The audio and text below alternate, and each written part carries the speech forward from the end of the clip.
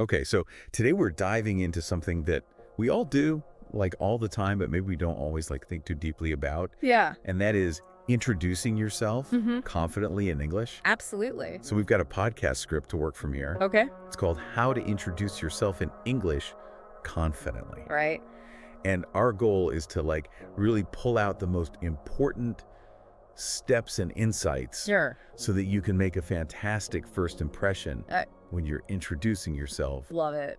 in English, no matter what the situation. I think it's so interesting how much impact these initial moments have. You know, it's not just about exchanging names. Right. It's really about how do you set the foundation for building rapport and making a connection. Totally. Okay, so the script kind of starts out with the absolute basics. Okay.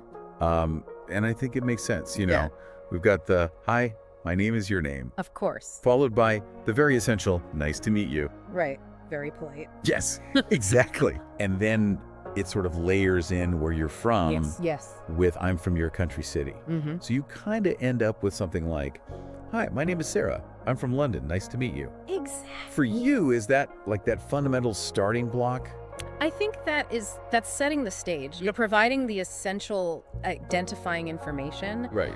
But then the script goes on to say, in most situations, you're going to want to offer a little bit more. Exactly. And that's the next step that the script goes into, is talking about what you do, Yeah. your work or your studies. Love it. So it gives a few different examples. You know, I work as a software developer at XYZ company, or I'm a student at university name studying subjects. Sure. And even I run my own business in digital marketing. So like a concrete example would be something like, hi, I'm Alex from New York. I work as a graphic designer at a tech company. Yeah, and you can see how that just adds another dimension Yes, totally. to the introduction.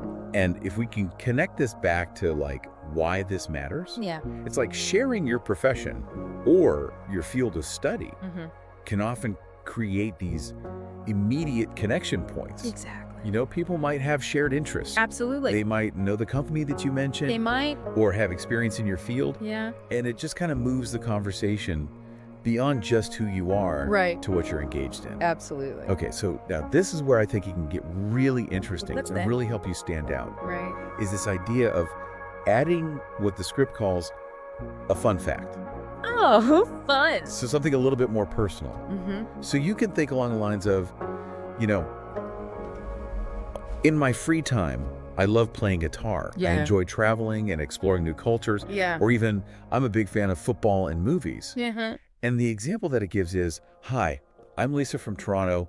I work as a teacher, and I love baking cakes in my free time. I love that. Doesn't that make it just so much more memorable? What I think is so fascinating here is that one small personal detail makes you so relatable, and it provides a really easy opening for further conversation.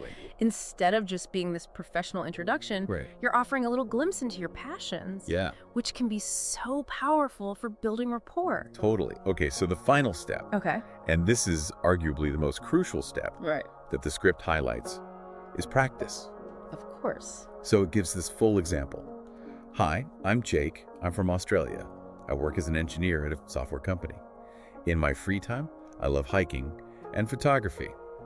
Nice to meet you. Nice. But the key here is to actually say it out loud. Yes. Get comfortable with the flow. Yeah. So that when you are actually in a